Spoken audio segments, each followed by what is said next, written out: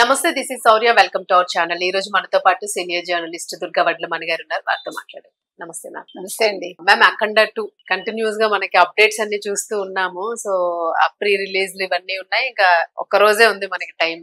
So ఈ టైంలోని శివశంకర్ వరప్రసాద్ ఏదైతే ఉందో చిరంజీవి గారి మూవీ, అది అఖండ 2ని ఆ బడ్జెట్ లోనే డామినేట్ చేస్తుంది ఖచ్చితంగా అని చెప్పేసి ఒక వార్త వినిపిస్తూ ఉంది. సో మీరేం చెప్తారంటే, ఇప్పటి వరకు కూడా మనం ఇదే హైప్ లో ఉంది అని అనుకున్నాం. సో దాన్ని కూడా డామినేట్ చేస్తారు అంటే అలా కాదండి, మార్కెట్ పరంగా చూసుకుంటే మన శివశంకర్ వరప్రసాద్ గారు ఎక్కువ రేటుకి అమ్ముడుపోయింది అంటున్నారు. దాని బడ్జెట్ 120 కోట్లు మన శివశంకర్ వరప్రసాద్ గారి సినిమా.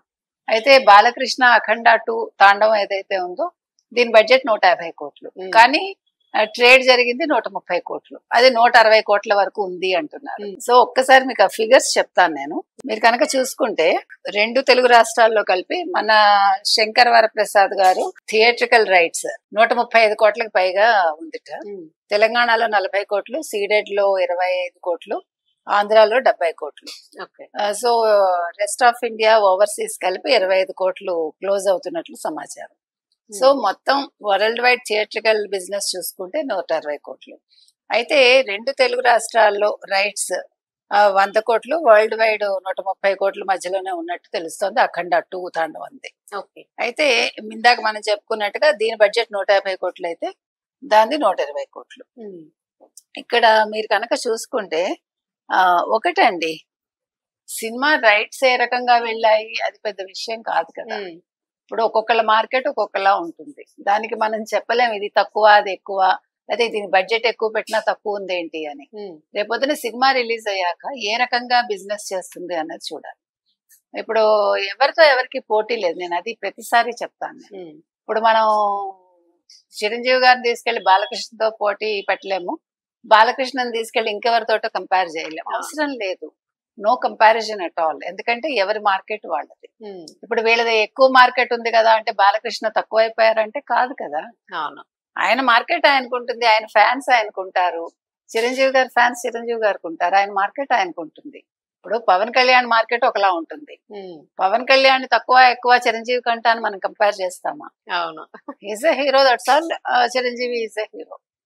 అదే అందుకని ఈ పోటీ అనేది ఈ రకంగా ఉండక్కర్లేదు, ఆర్థికంగా ఉండక్కర్లా, వృత్తిపరంగా పోటీ ఉండాలి తప్ప మనకి మార్కెట్ ఎంత అయింది, సినిమా ఎలా పోయింది అవసరమా ఇవన్నీ? పనికి మన గొడవలు. అవును, అదే అంటే ఇప్పుడు అనవసరంగా వైరాలు పెట్టడం తప్ప నా దృష్టిలో అయితే ఇది పెద్ద విషయం కాదు. ఇకపోతే ఎల్లుండి రిలీజ్ కాబోతుంది 5వ తారీఖు. సో ఖచ్చితంగా అది సక్సెస్ అవుతుందని మనం మాట్లాడాము. ఊహించని విధంగానే సక్సెస్ అవుతుంది. అంటే అందులో అన్ని రకాలుగా అన్ని ఎలిమెంట్స్ ఉండడంతో అసలు బాలకృష్ణని మీరు అఘోరాగా చూడటమే ఒక డిఫరెంట్ గా ఉంది. అవును, అందులో ఉండే క్యారెక్టర్స్ కావచ్చు, అన్ని రకాలుగా అది చాలా బాగా హిట్ అవుతుంది. ఆ సినిమా ప్రజలకు చాలా నచ్చుతుందనే మన ఉద్దేశం. అయితే అంటే మనకి ఈ రోజుల్లో చూసుకుంటే మనకి సాంఘికంతో పాటు పౌరాణికాలకు ఎక్కువ ఇంపార్టెన్స్ ఇస్తున్నారు ప్రజలు కూడా. అంటే ఎక్కడో మనకి కరోనా తర్వాత ఎస్పెషల్లీ మనకి ఒక చిన్న భయం మొదలైంది మనిషికి. ఆ భయం అనేది తెలియకుండా భక్తి వైపు కూడా మళ్ళుతుంది. అవును కదా, ఎగ్జాక్ట్లీ. ఆ భక్తి అనేది మనం ఇది చేసుకుంటాం, అంటే పోల్చుకుంటాం. ఇప్పుడు మనకి చూడండి, భయం వేసినప్పుడు ఆంజనేయ స్వామిని తలుచుకుంటారు, పిడుగు పడినప్పుడు అర్జునుడిని తలుచుకుంటారు. అవును, అర్జున పల్గున పార్థ కిరీటి అనేది చెప్తాం మనం.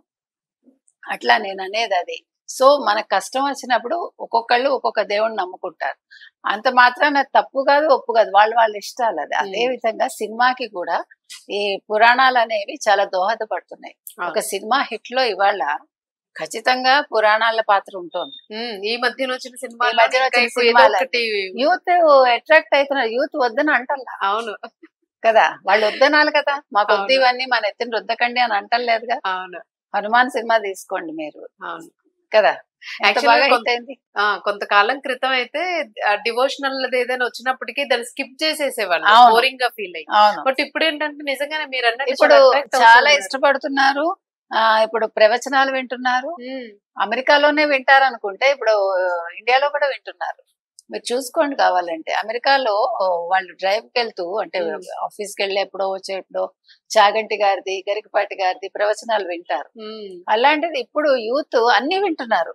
అది ఒక మంచి మార్పు నన్ను అడిగితే తప్పలేదు. అంటే మానసిక ప్రశాంతత కోసం ఈ ఒత్తిడి నుంచి అంటే బయటపడడం కోసం కూడా ఇవన్నీ ఉపయోగపడతాయి. కాబట్టి ఈ రోజు సినిమా అనేసరికి వాళ్ళు పౌరాణిక సంబంధం ఉన్నా కూడా యాక్సెప్ట్ చేస్తున్నారు. పాత సినిమాలు చూస్తున్నారు, పాత పాటలు వింటున్నారు. ఈ రోజు అసలు పాత పాటలే గుర్తుంటాయి కదా. అంటే మనకి ఎలాగో గుర్తుంటాయి, మాలాంటి వాళ్ళకి మీకు కూడా గుర్తుంటున్నాయి. ఇప్పుడు యూత్ ఇంక చెప్పక్కర్లా. అందుకని నేనైతే సినిమా హిట్ ఫట్టు, లేదంటే సినిమా బడ్జెట్ కావచ్చు, లేదా సినిమా ఎంత రేంజ్ లో అమ్ముడుపోయింది, ఇవన్నీ కూడా ఫిగర్స్ అవసరం లేదు. దట్ 5 లాంగ్వేజెస్ లో వస్తుంది కాబట్టి మొట్టమొదటిసారి సినిమా ఎలా ఉంటుంది, హిట్ అయితే బాగుంటుంది అనుకోవాలి తప్ప ఏ సినిమా అయినా సరే చిన్నదా పెద్దదా కాదు. ఎందుకంటే ఇండస్ట్రీ బాగోవాలని మనం ఎప్పుడు కోరుకుంటాం. ఒకటి. రెండు, ఇంత డబ్బు పెట్టి ఇంతమంది కష్టపడి 24 క్రాఫ్ట్స్ ఒక నిర్మాత ఒక సినిమా తీస్తుంటే అది మనం అంటే చాలా తేలిగ్గా అనేయచ్చు, ఇది బాగాలేదు ఇది బాగుంది, లేకపోతే కంపారిజన్ దాందే ఉంది చెత్త, అది కాదు. బట్ చాలా మందికి ఉపాధి దొరుకుతుంది. ఉపాధి కదా, ఎన్ని రకాలుగా ఆలోచించాలండి. ఒక సినిమానే కదా, ఏదైనా కూడా ఒక పుస్తకం రాసినా కూడా అది అంత తేలిక కాదు కదా. అంటే కష్టపడి రాసే వాళ్ళ విషయం నేను చెప్తున్నా. అవును, అది అంతేగాని ఏదో ఎత్తిపోతల కార్యక్రమాలు కాదు. సినిమా అనేది బాగా హిట్ అవ్వాలి. 5వ తారీఖు అది రిలీజ్ అవ్వబోతోంది. సో తాండవమే చేయిస్తున్నాము. పెట్టుకున్నారు, చూస్తున్నారు, రెగ్యులర్ చూస్తూనే ఉన్నాం. చాలా మంది డీపీలు పెట్టుకుంటూ ఉన్నారు, స్టేటస్లు పెడతా ఉన్నారు రెగ్యులర్ గా. సో 5th రిలీజ్ ఉంది కాబట్టి సోషల్ మీడియా వచ్చాక ఇంకా వాళ్ళకి ఈజీ అవుతోంది, అంటే రీచ్ ఎక్కువ అవుతుంది. అలాగే చిరంజీవి గారి సినిమా మరి ఎప్పుడు రిలీజ్ మనకు తెలియదు, ఇంకా రాలేదు. సో అది ఆ కాంబో వేరండి. అనిల్ రావిపూడి, చిరంజీవి, నయనతార కాంబో వేరు, ఆ జోనర్ వేరే దానికి ఉంటుంది. అందుకని దాన్ని దీంతో కంపేర్ చేయక్కర్లేదు. ఎవరు తక్కువ కాదు, ఎవరు ఎక్కువ కాదు, ఎవరి ఇది వాళ్ళదని నా ఉద్దేశం. Nice ma'am, thank you ma'am.